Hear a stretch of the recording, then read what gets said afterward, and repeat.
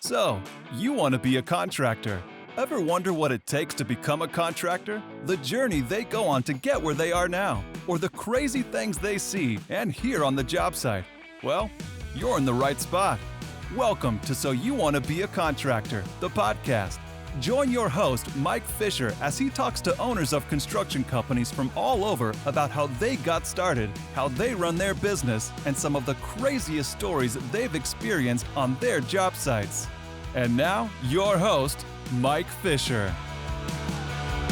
Welcome to So You Want to Be a Contractor. This is episode number 22. My name is Mike Fisher. My guest today, Bob Muller, president at Personal Plumbing down in Carlsbad. How you doing, Bob? Doing great, Mike. Thanks for having me. No, I appreciate you taking the time and joining me here. So kind of how we kick all these off, we want to know your story. How did you get into this industry and what's kept you in it, and how are you where you are today? Okay, well, I guess it starts with way back when. I mean, I originally grew up in the military world. I joined the military myself out of high school, 1986 to be exact, and joined Thank you for your an service. infantry Appreciate it. unit here in Monterey, California. I spent a little time in the military, got out of the military in 1989, and kind of didn't know which way I was going to go. Kind of wasn't one of your high achievers in high school where we didn't really have a plan for college, so it was the military. And then from the military, kind of just understood I've always had a passion for leading and a passion for entrepreneurship. Um, Kind of got my start out of the military in the actual health club industry. So I was started in the health club, kind of was around a few contractors at the time. My first wife at the time, her dad was a plumber, so kind of was always in my background to kind of be in the plumbing industry, and kind of got my feet wet with him a little bit to start with, and kind of knew that I wanted to maybe pursue that in the later part of the 80s, early 90s. Started my journey into the plumbing industry and had to kind of work your way up. And I grew up in the Oregon area, so that part of the woods over there, you got to be licensed. You got to go through a 4-year apprenticeship training program, and at that time, not a very easy thing to get into, and not a very easy school to get into. You had to kind of buy your time. So you start out as a laborer. You start out as a guy that just works in the trenches. And as The soon grunt. as I had the opportunity to get into the school, got into the school, got my license, and off I was. Never looked back. I knew that being a contractor is what I wanted to do. Didn't know how to do it though. There's a Yeah, lot to yeah. learn in this industry, and boy, a lot of lessons along the way. So did you start the company you have now up in Oregon, or did you come down to California before you started your own? Or Okay, so no, I first started my first business in the Portland metropolitan area. Moved it up into a town in Bend, Oregon called Sun River, and if you're familiar with that, it's a yeah, high desert area, kind of like a mountain ski resort area up there. I was actually at the Mount Bachelor area over there. So my first business was Bachelor Plumbing, which was named after the plumbing company, or so after the yeah. after the mountain, not after my How my many? my Yeah, how marital many? status. How many single moms did you have calling you about their plumbing issues? Yeah. Well, I'll tell you what. When I did move to Southern California, my first van that I brought here was one of my vans from that area with the logo and a mountain on it, and it was Bachelor Plumbing when I moved here. So there was no significance to the mountain at the time here in the beach town of Carlsbad. So Yeah. it was more like people wondering who's this bachelor. but uh, but no, I had a pretty good run at it over there in Oregon. Enjoyed my time over there, raised my family in the Bend area, and as soon as I had a chance to get into the warmer weather and the beach towns of Southern California, I knew this is where I wanted to be, and so I did that as my kids got older and had the opportunity to come this way. I did, and started here about 2012 with my first business, and just was came after my last name Muller, which was Muller Plumbing Services. And kind of when I didn't know anything about the importance of branding, the importance of having a really good business plan, it just was head forward of just providing my knowledgeable services instead of learning how to actually run a business. Right, right. So a lot of hard knocks along the way, and started to really understand the importance of rebranding, and understand the importance of really getting yourself to know how to run a plumbing business. And so about 6, maybe 7 years ago, I started the journey of getting myself a better presence online. Rebranded the company into Personal Plumbing about 3.5 years ago to build a brand and to start having a possible exit strategy out of this game. Yeah. Yeah. I mean, that's the end goal, right? Either succession Yep, or an exit. absolutely. But where where Yep, absolutely. where along the lines did you I mean, obviously it sounds like you've made that decision to brand and be out there to grow. So where are you at now from a growth standpoint? It sounds like you came out here just you in a van and doing stuff Yeah, yourself. I'd have to yeah. imagine you're not, on your hands and knees underneath sinks as much anymore, right? What does your labor force look like No, now? yeah, no, we're doing well now. We've opened up our second location out in Orange County in Mission Viejo. Got a branch out there now, and we're pretty well established here in the Oceanside, Carlsbad area, specifically Oceanside, and we've got 10 vehicles, got 9 vans going. We're doing pretty well in terms of our online presence for our natural organic raking. So we're doing really well on the SEO side, and doing really well with just growing our reputation. I knew that about 5 years ago I had to figure out how I was going to get myself out of the van and into the office. And that's the hardest lesson that a Yeah, small entrepreneur, starts his journey with, is how do I get myself out of the van. And most guys they're very afraid to get out of the van and in the office and know where their roles are. It's if you don't have a strategy of how you're going to grow your business, and you first have to decide whether that is your strategy, whether you really want to grow a business and figure out how you can retire out of this, or if you just want to own a job for the rest of your life. That right. there's guys that aren't sure which route they really want to take. And my journey took me to, I knew that in my 50s I wasn't going to be wanting to put water heaters in people's houses anymore, and Yeah. being under them sinks anymore. So if I didn't get this stuff figured out now, I'm never going to be able to get it figured out. And so about 7 years ago, I really applied myself into the office, and hiring that first person to answer the phones was a challenge. And that was actually the most important thing you need to do, is Yeah. really get that person answering your phones, and then figure out how to get that second van in, and going, so that you can get that business rolling in. Well, you gotta let me know when you're back up here in Mission Viejo checking out this location. This is literally my house in Mission Viejo, so I'm Oh, probably right down the street awesome. from where you're Yeah, at. Yeah. yeah, Um, we're right off there. Yeah. where you at? We're off of Via Fabricante, and Okay. off of Yeah, yeah. Alicia. In Alicia? Yep, Yeah. yep, Perfect. yep. Yeah, that's awesome. Well, congratulations on that. I mean, growth is obviously great. And I mean, it sounds like you had something inside you, and like you said, kind of getting out of that van, that mentality of getting out of the van that kind of propelled you and pushed you towards that growth. Was there anything else, a mentor, a business coach, or something along those lines that kind of helped that push a little bit, or kind of got you going in that direction, or was it all just kind of and I say self-inflicted, but kind of self-drive, I guess? Well, I think a little bit of both. So I think you got to have something self-driving you to, want to do something. I mean, nobody's going to hold your hand. There's no business coach that's going to come your way, hold your hand, and tell you how to do this. Yep. So you have to first take that drive to figure out who is going to be a mentor, whether it's going to be a mentor that you'll find online, which there's thousands of them.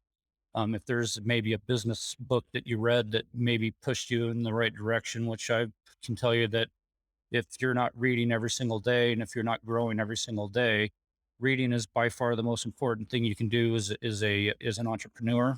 There's absolutely no reason to sit there and understand the plumbing industry any more than you already do after being in it for 30 years. If uh, if you don't have plumbing figured out, then Right. you shouldn't probably be in plumbing. But Yeah. you better start getting business figured out. Right. And I can Yeah. tell you No, that's that brilliant. I did not have business figured out. Business was the hardest part for me.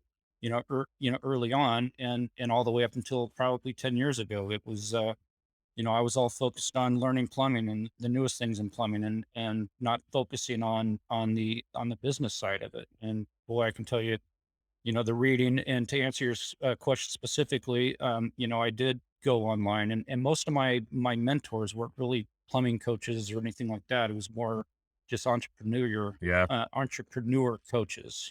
People with Yep. just really good business minds and strategies, because plumbing is just like any other business. That's just a It's a vessel, right? business. I mean, yeah. It's just a vessel. Yeah. You've got to choose what your vessel is, and you got to run it like a business. And it doesn't matter if it's plumbing, if it's making hamburgers, or if it's whatever your business is, it has to be run the same way. It starts with, understanding every single role that there is inside that business model that you have. There's If it's 20 different hats that you have that meet that criteria of running that business, you got to know what each 20 of those hats are and have a plan for it, Yep. and know how to give those hats away one hat at a time until you're not wearing them anymore, Yep. No, that, and and I that's think the goal. So that's the biggest challenge for entrepreneurs too, right? Like you said, yeah, giving those tasks away because in your mind, nobody does them like you do, right? right. And good, bad, or indifferent, right? It's what you know and it's what you're comfortable with, and somebody might be able to do it better, but it might find a better way to do it, but in your mind, it's not the way you do it, and being able to kind of pass those things along is definitely a big hurdle and a big challenge for entrepreneurs for sure. Yeah, 100%, because I can tell you that most things that most entrepreneurs have in common is they are pretty most guys are controlling. Like, if you didn't want if you weren't a business owner, if you didn't have the business owner mindset, you probably aren't a control type freak, so Right. you usually Right. want somebody else to tell you what to do anyway, so which is why you're probably working for a plumbing company and not owning one. But anybody that wants to own a plumbing company is usually going to want to do it because they think they can do it better than everybody else, which is exactly why I did it when I was Right. working for a Right. plumbing company. I looked at the guy who owned the plumbing company at the time, like, I don't understand why you do it this way. I have no idea. I mean, this is how I would do it. And I can tell you, Right. as I got myself into this world of contracting, you get to understand, that you don't have it all. You don't have all the answers. Right. You do need a little help along the way, and you do need to give up some of those things that you think you're good at and let other people do it for you. Like, I can tell you, I suck at answering phones. Yeah, anymore, I would assume just not have to worry about answering a phone. Don't want to be on a phone, and I want that, really friendly staff voice answering my phone for me. And I can Yeah. tell you that I book a lot more jobs because I gave that away. Yep. And you definitely have to let somebody else that's better at answering the phone than you answer your phones. Yep. You have to let somebody that can do your books better for you than do your books. I mean, Yeah. there's a lot of jobs that you have to give away in this portion of the journey, but understanding which ones are going to make you a lot more money along the way Yep. are the most important ones to let go Putting of your first. putting your pride in your pocket and handing some of that stuff off, knowing that there's better people out there in certain situations to do certain Yeah, things.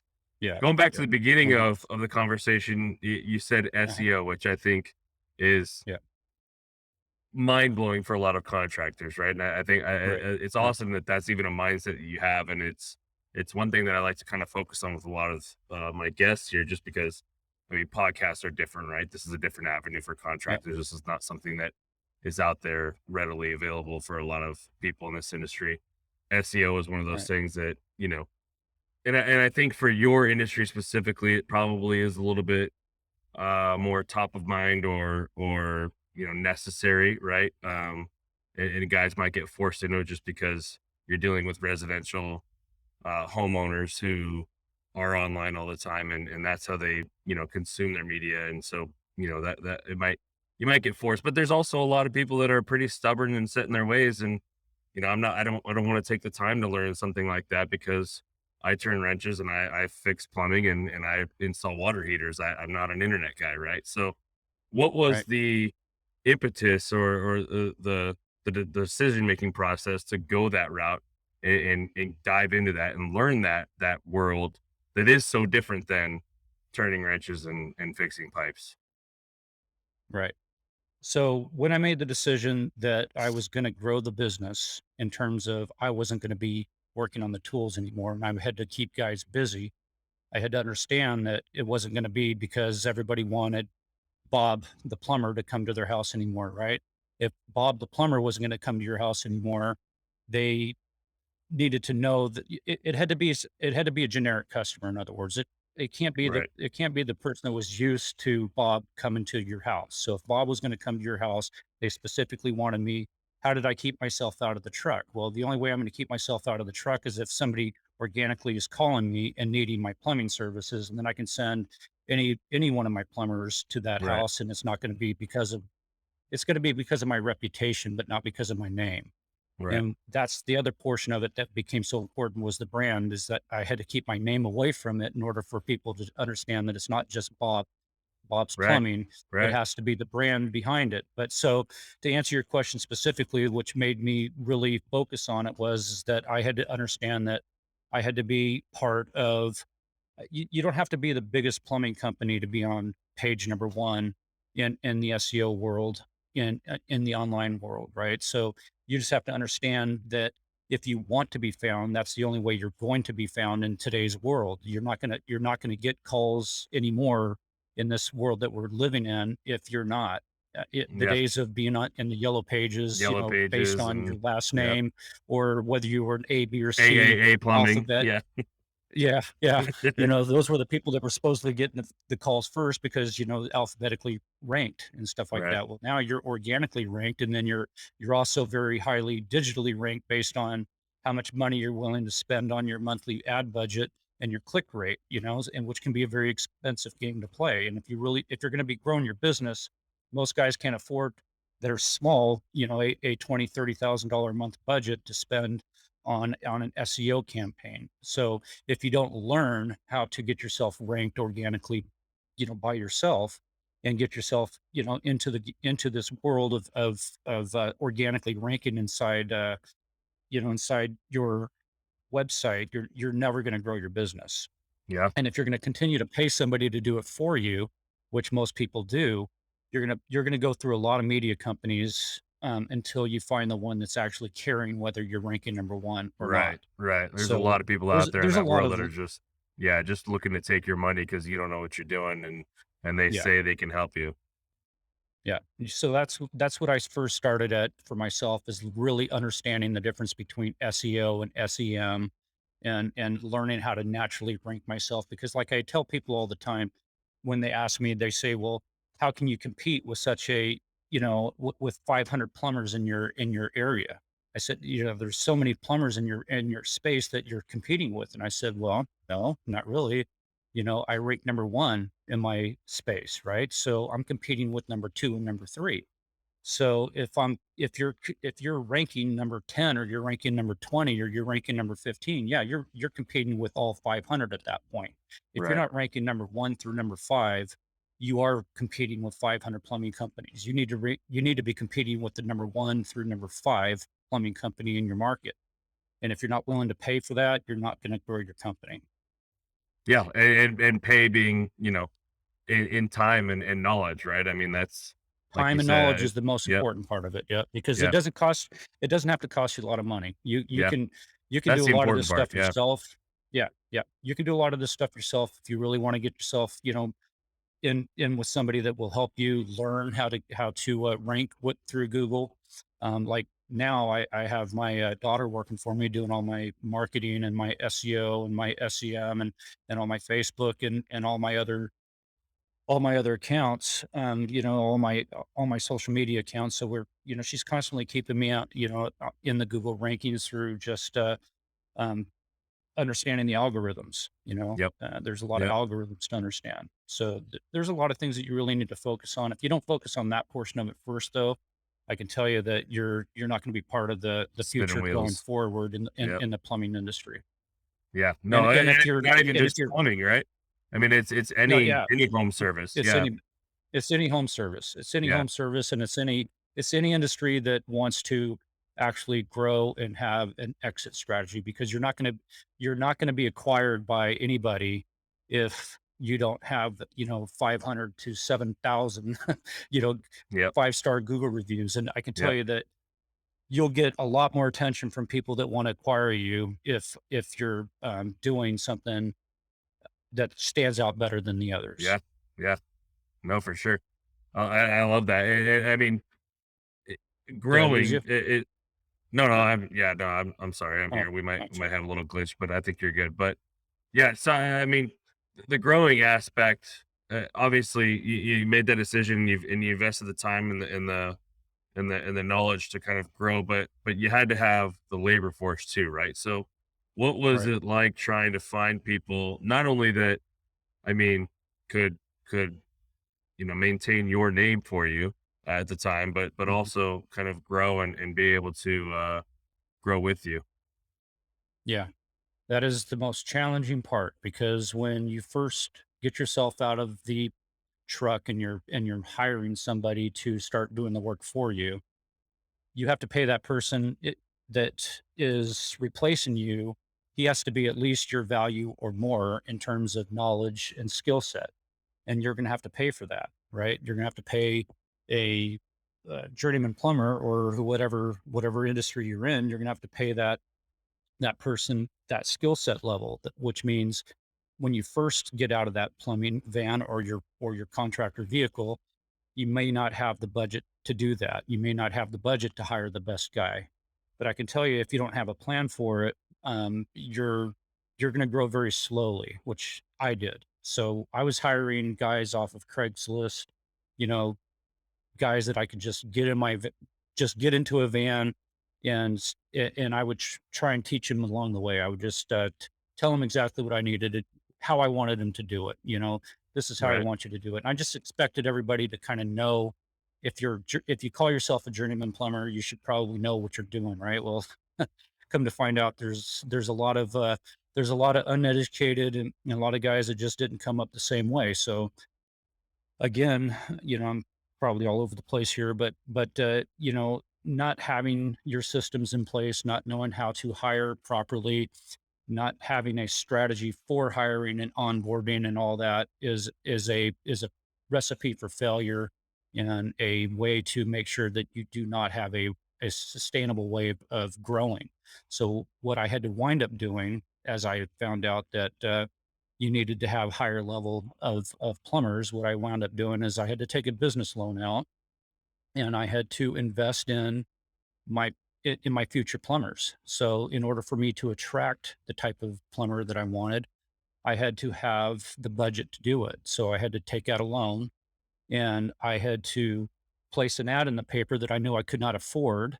I could not afford the type of plumber I was trying to hire, but I could also not afford not to. So as soon as I had the capital to hire my first really good plumber, I I used that capital to hire good quality plumbers, and just use that business model, time and time again. Yeah. As I made more money and acquired more, capital, I reinvested into talent and then systems. Yeah. And is there? Do you find yourself, or do you see it down the road being any sort of? I mean, obviously, when you're started, you don't have the time or the bandwidth to be able to bring on somebody brand new and like you said, train them step by step and get them to the level where you need them to be able to kind of step out on their own. But as you Yeah. grow a little bit and you've got a little bit more bandwidth and a little bit more manpower, do you see yourself going down the route of, bringing on somebody at the apprentice level and putting him under somebody and training him to the point where and kind of moving him out like that, or what does the Yeah, process look we like for we you? actually have we actually have an in-house apprenticeship training program. Oh, perfect. So we hire and train our own now, and we've successfully had a couple of them already go through and training up. Got one going through it right now that's training in our program. I feel that the best way to really, get guys up to speed quickly to how you want them is to start fresh with somebody new Yeah. and train them up, using the talent that you have within the company to help you get there with them as well. Yep. So that's kind of what our business model is. We train within the company. We hire high quality plumbing technicians here, with the systems that I have in place. So we have our SC or what I call my standard operating procedure manual, which they every single guy From has your to military have with background, I'm every. sure. Yeah. Yeah, yeah, yep, yep. So they every single job that the first thing that I had to understand is that you can't do all plumbing jobs, right? So there's probably at least 50 to 60 different types of plumbing jobs you can do out there, but you're going to lose money really quickly if you're trying to do all of them. So you got Right. to identify what is your best plumbing jobs that you make the best money at. And so we identified, our top 10 plumbing jobs that we do, and that's the only jobs that we take, and that's the only jobs that we do. Everything else we say no to because we know we're not good at it. No, we're not going to make money at it. So the top 10 things we do is kind of like what I call my stocks in the company. Those are my company stocks, and I invest highly in those stocks that I do really well at. I invest really heavily into my stocks that I call my plumbers. They're also part of my stock portfolio in my company is my plumbers, and so I invest highly into those stocks as well. And so I train them. We have a lot of ongoing training. We have a lot of in-house training, a lot of outside training, and we invest into them. And I And then we only put them in the jobs that we know they're gonna be successful at, and they're highly trained in them. Yeah. And I think it's smart too. I mean, getting to the point where obviously it takes some time and it takes some bandwidth, like we talked about, but getting to that point where you're able to train somebody from the ground up, and train them your way creates a lot of loyalty too, right? If you're out there just Yeah, poaching a guy for 50 cents or $1 an hour more than what he was making before, that guy's probably going to turn right. around and leave when somebody else offers him, a dollar more Yeah, than you are. So whereas the yeah, guy that you bring up from the bottom has a bit of loyalty and appreciation and dedication to you yeah, because you've given him the skills and the tools and the skill set to be a plumber, yeah, yeah, yeah. If, COVID hasn't taught us anything, COVID has taught us that, loyalty doesn't go very far, and, right? when guys have job opportunities, anywhere they wanna go right now, the hardest thing to do in this industry is retain, your Yep, talent, and yep, if you don't have a system for retaining your talent, a loyalty program, a time off program, incentives to keep them there.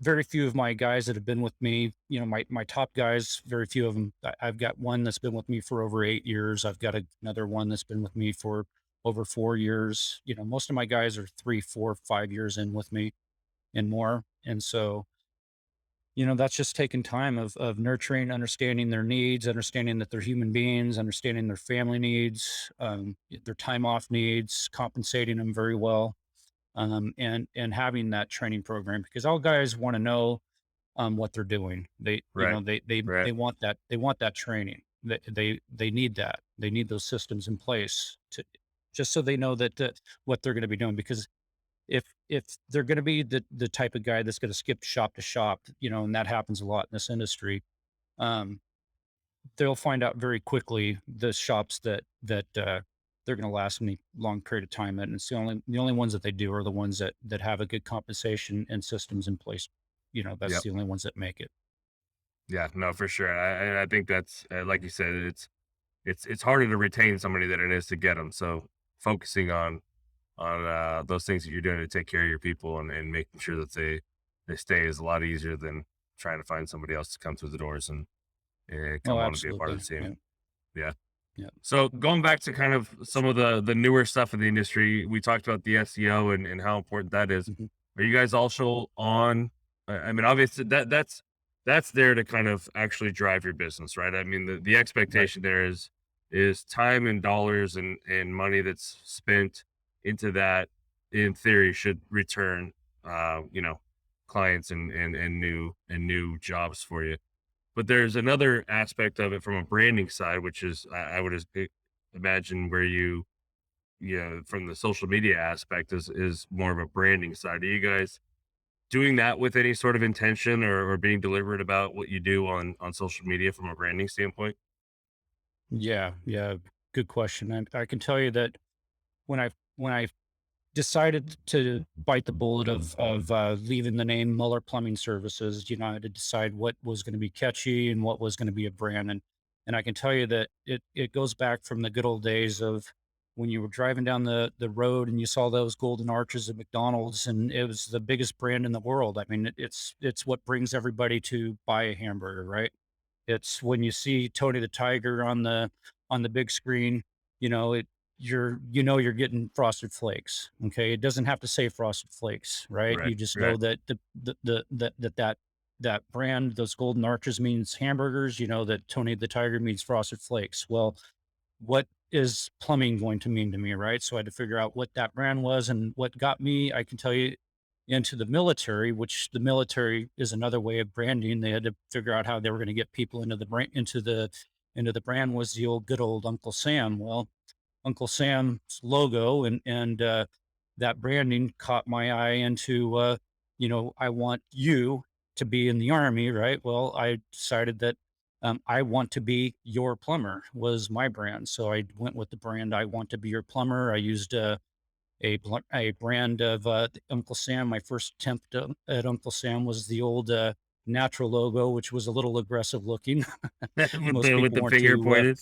Yeah. absolutely, yeah, Yeah. that's the one. Yeah. And so I rebranded with a more cartoon character looking guy. We call him Plumber Sam, and he's my face behind the company. Plumber Sam is all over my vans, and my brand is all over the place. It was I want to be your plumber is trademarked, which I can tell you that if you don't trademark your stuff, you're not a company as well. So you need to trademark who you are, and you need to trademark your brand. And I went ahead and trademarked all that. Can't use that slogan anywhere. I like I use that between with personal plumbing, which is the name of my company, personal plumbing, and Plumber Sam. We have a lot of different things that go along with that, which is my personal plan, which is another brand that we use, my personal protection plan. So the thought behind personal plumbing was everybody has a personal whatever they have, whether it's your personal attorney, whether it's your personal lawyer, dentist, anything that's personal to you, your doctor, is your personal doctor. Well, I wanted to be your personal plumber, and so I I went with love that. personal plumbing. That name was available, which was kind of shocking, and Yeah. so I, Right. I I grabbed it, and especially here in Southern California, where names are at a premium because you got Yeah. thousands of plumbing companies here. So it was hard to think one that was going to stick, and that one it was available. I grabbed it, and I branded behind it with full force, because now it's branding has been the most important part of my business. Knowing that putting a really nice wrap on my vans, that is my personal billboard with my brand going down the highways is been monumental for us. I mean, Yeah. spending $3,000 to $5,000 on a wrap, most guys say I would never do that, and I'm going to say you better do that. That's one of the most important things you do is you wrap that van. Yeah. Put your No, brand that's on I that. mean it's and so kind of alongside with that, if I mean, obviously there's great deliberate actions being taken on the branding side. What is being done? Are you doing anything from a social media standpoint to kind of Yeah. piggyback or tie in with, obviously the wrapping and the logos and everything else? Are there what kind of strategy do you guys have on social media to kind of tie it all in? So we use a lot of cartoon content. We use a lot of videos, things like little 5-second little videos that we post on TikTok, that we post on LinkedIn, that we post on Facebook, Instagram. We post on all of those. So we all those videos instantly go onto that, talking about the services that we provide, little catchy things that help get our brand awareness out there. Really not so much about product awareness as much as it is just top of the mind brand awareness. Yeah. And that's kind of what our strategy's been with Facebook and social media is not focusing on the 20% off discount that everybody thinks is going to get them new business. And Yeah. what's going to get you new business is brand awareness and people knowing who you are, because people don't want to always call the cheapest plumber or the guy that's giving all the discounts. They want to call the guy that is seeing a lot, that Yep. has, his voice is out there. He's a leader in his industry. He's posting a lot of content. People want to get to know who you are based on all those postings and who that brand is. They don't care about me. They just want, they care about that brand.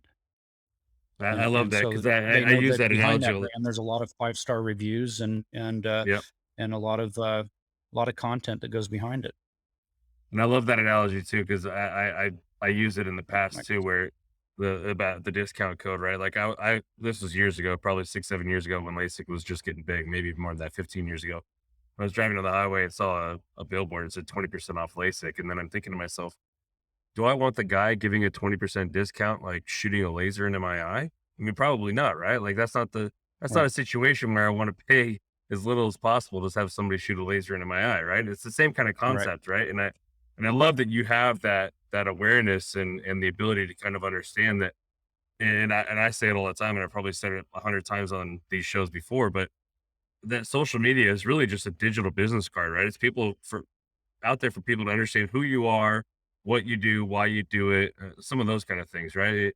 The contractors that are out there that are getting into social media, step one, awesome, love that you're doing it, and everybody should be, but social media shouldn't really be a return on investment type strategy for you, right? Like there no, shouldn't be any 100%. sort of yeah, there shouldn't be any sort of metrics on, hey, I post this, how many calls do I get about getting jobs, right? That's not really what it's there for. There's those That's kind of like the SEO stuff and some other things that you're doing from a Right. marketing standpoint. But if you take social media and strictly use it as a branding, you can get in that headspace where it's just brand awareness and a digital business card.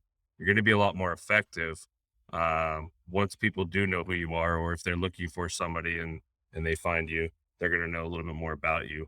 Not so much a call to action, if you will. Absolutely. Yeah. I could tell you that, you know, in the space of social media, we don't look beyond the pictures, the content, right? I mean, Right. people's attention span when you're on social media, you're looking at a video for less than probably what 3 to 5 seconds is about the rule of thumb. If you're Yep. looking at it for anything more than that, you're looking at it for content instead of just pictures. And so if your brand isn't the most standout portion of it, then nobody's going to care beyond that. And if it doesn't have if it doesn't have a message behind it, some sort of something that's going to catch your attention. I mean, nobody, to steal something that Richard Bainey says a lot, the $1 Million Plumber. Um, Nobody wakes up in the morning, wanting to call a plumber. Nobody wakes up saying, "I hope I can call a plumber today." Right. So your message to the world has to be, hey, when you need a plumber, I'm here. And how do Right. you deliver that message? And you better have something that isn't like a three-letter acronym of you, your wife, and your dog's name on the side of your van, that talking about something about toilets or something. You better have a brand that you're building your business off of. Yep. No, I love that aspect, and I think it's brilliant.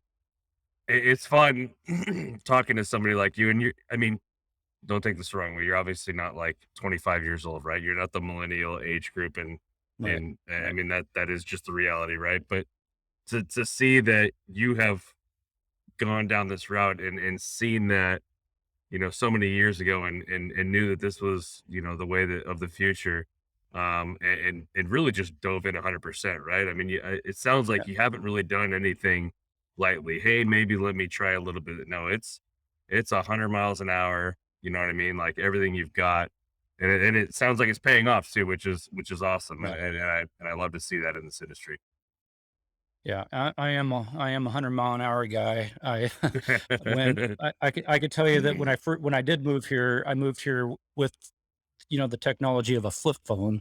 So to say that I knew anything about social media or how to get myself branded or anything like that, I knew nothing about it. Right. Yep. I didn't Yep. even hardly know how to use a cell phone at the time. I had the flip phone that when you were text messaging back then, you had to push the button 3 times to The get to the three, right three key. times. Yep. Yep. Oh yeah, oh yeah. So to say that I knew anything about technology or knew anything about how I was going to get business, I knew nothing. And back in those days, and I'll give you references about 2012, and Service Magic was first coming out, and that was Yep. the now uh, what is it? Home Advisor Home Advisor, Angie's List, that kind of stuff. yeah, and Yeah. the Angie's List and all Yeah. that. So there was really no way to get yourself, some lead services that you were paying for at that time. And digital marketing wasn't huge at that time. Um, so in order for me to be playing in that space of Service Magic and all that other stuff that came around, with all the other lead generation companies that came after, you would pay a lot of money for these type of services, especially in the plumbing world. It can cost you a lot to get those lead services. Yep. And I knew that that wasn't going to be a game that was going to be sustainable.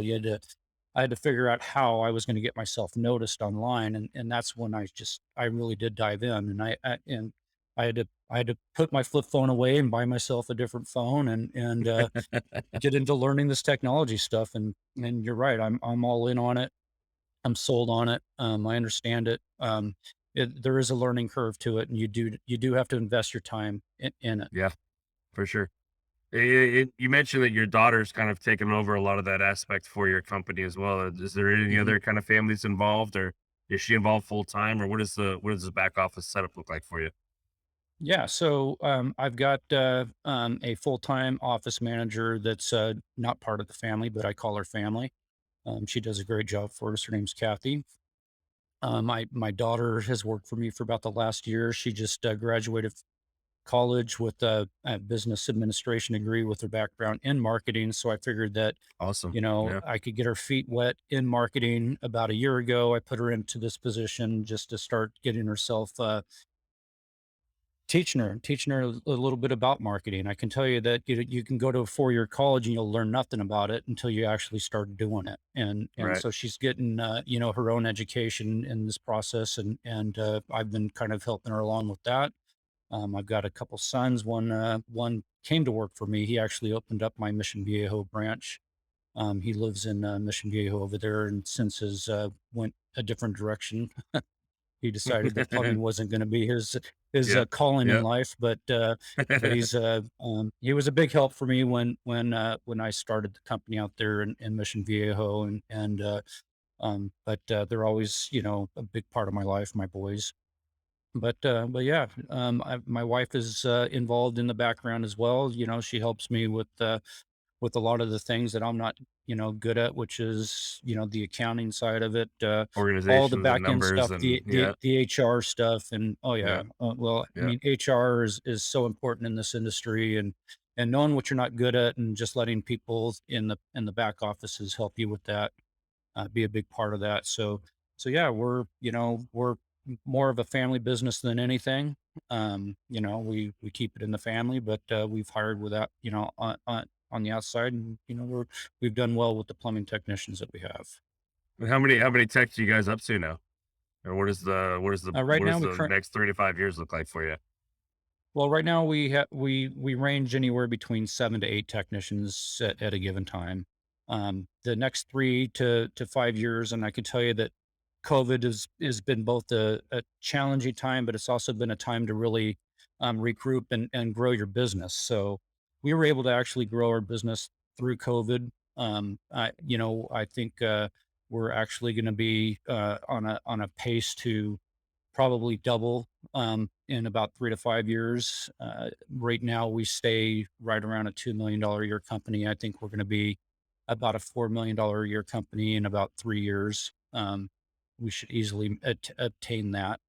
Yeah. So, which that means we're going to put about another 4 plumbers in the field within that time frame, and we're adding, some lining into our market now. We're going to go into doing some of the CIPP cure in place lining to get a little bit of that market to Very help cool. grow. Yeah, that's fun. And I mean, obviously, we started off, and you mentioned kind of doing what you're doing as an exit strategy at some point down the line. But are there is it? I assume that's probably just one route, right, towards the finish line. Is there any Right. other? I mean, succession plans or growth, or do you see yourself growing beyond the two locations, or what is? Well, I can tell you that my next strategy has to be my retirement plan. So that's kind of what I've been really highly focused on myself personally. Yeah, everybody kind of needs to know where they're at in the game, where they're at. So I mean, if you're in your 30s, you might be looking at your growth plan. If you're in your 40s, you might be looking at your growth and your exit plan. But when you're later in your 50s, like myself, I'm looking at my exit plan. So, I'm looking at my exit plan and my next passive stuff that I'm getting into is multifamily, real estate. Want to, we're investing into that right now and trying to get myself a passive strategy for the exit, and so that we can exit out of this at some point.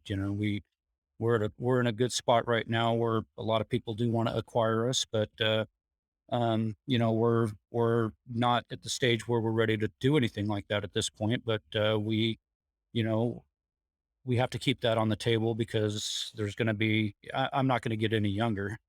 I definitely have to None have of us that are. plan. Yep, I have to have that plan in place, and that plan is in place. And we don't know we don't have a date on it yet, but there is a strategy. that's awesome. No, I mean that's important too, right? It's something that people don't understand, especially coming from the field background, right? I mean, I talked to obviously this is probably 170, 180 episodes of this kind of stuff that I've done, and it seems like people in your position, owners of companies, they either come from the field or from the business side of it, right? And you see Right. too often the people that come from the field, that's where their comfort is. That's what they know. They just kind of grind in the field, and they may grow, and they may get a bunch of people that work around them, and they may grow their business, but that's just what they know, right? And then it gets to Right. the point, like you said, where you get towards the end and you go, well, shit, what do I do now? Right? Like all I've done is work as a plumber or run a few plumbers and run a plumbing Right. company. But how do I finish Right. this? And if you don't take the time to kind of think about that stuff and before you get to that end game, you might be left running a plumbing company until you 70, 80 years And old. But I can tell you that that is probably 99% of the plumbing owners out there, not just yeah, plumbing owners, but other contractors that I speak with.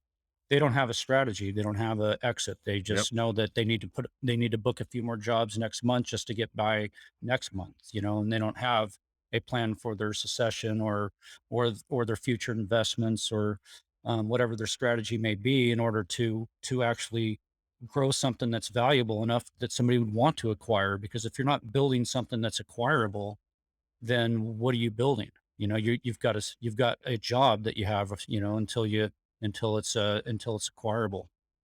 And yeah. without a brand and without a plan in place, it's never going to be. Yeah, that's important too, right? I mean, you like you said, you're 2, maybe 3, 4 million in the next few years, but you've built the SEO and the branding and all those other things that make you attractive as somebody to acquire, right? Whereas you could be Absolutely. just grinding it out there as a plumber doing 8 million a year, but without all that stuff, and you may not look as attractive, right? I mean, because at the end of the day, Well, it's about sustainability in the future. yeah, and to your point is you could be an $8 million a year company, but if you don't have a organized system in place, nobody's going to buy your disorganized $8 million a year company. If you've got a lot of Yeah, and if you yeah, got a lot of debt on that $8 million, you probably aren't. Most guys that are rolling in that type of that type of a scenario, if they don't have something in place and they're doing $8 million a year, I can tell you that they've got more debt than they have cash flow.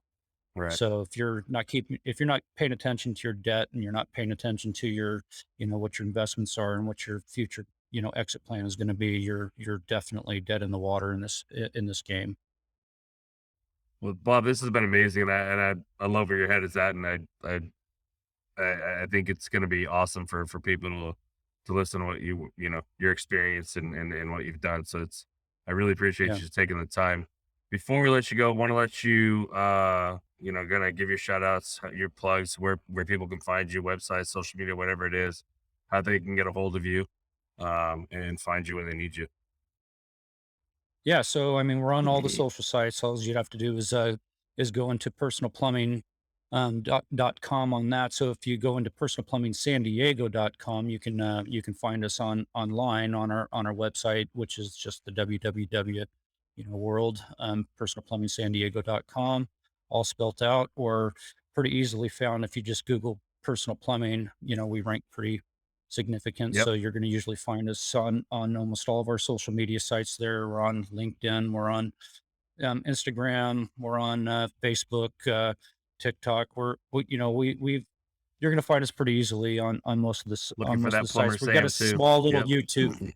Yeah, we got a small little YouTube thing going, and that's our next direction is trying to do that, and eventually someday I kind of want to maybe do a little bit of what you're doing is doing a little bit of talking about what we do as well. So I think you would be maybe perfect for someday, that. I was actually going to yeah, suggest that maybe because someday I I'll think, have a beer with you. yeah, no, that's perfect. Like I said, I think I was going to suggest it myself to the point where like I don't like kind of putting people out there, but I mean, you would be perfect for.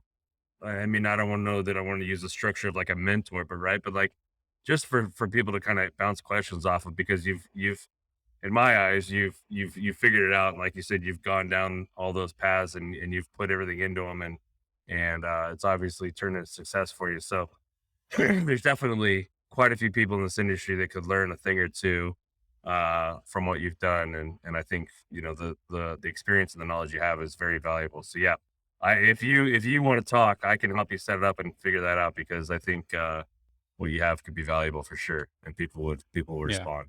Yeah, that's the next step for me. With a little bit of time I'll have on my hands is getting myself out there, just re-educating, because I can tell you that in my world that if you're not giving back to the industry, and this industry is hurting right now big time. We don't have Yep.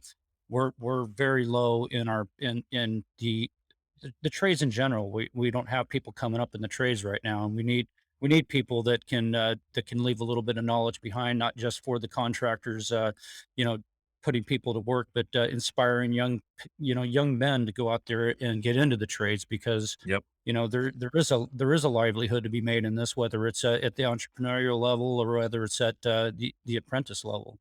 Just Yep. understanding what your why is and why you want to do it. Get yourself out there, and there's a livelihood to be made out there in it.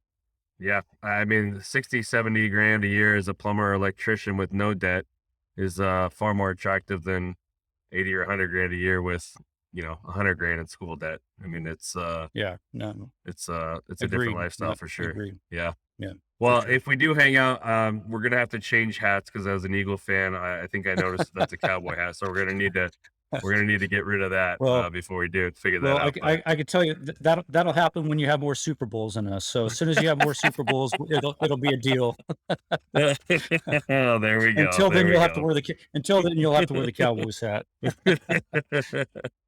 Well, Bob, this has been awesome. I appreciate it. Let's make sure we keep in touch for sure, and Yeah, look yeah, forward for to sure. see what happens for you guys in the future and all your success. All right. Hey, thanks for Thanks, connecting Bob. I with me, Mike. appreciate it. Appreciate it. Yep. Yeah, Have a thank good you. one. Hey, thanks for listening. If you had a good time, be sure to hit that subscribe button to get all the latest episodes. And if you had a really good time, leave a review to let us know what you thought. Until then, go gather some crazy stories on your job sites, and we'll see you next time on So, You Want to Be a Contractor.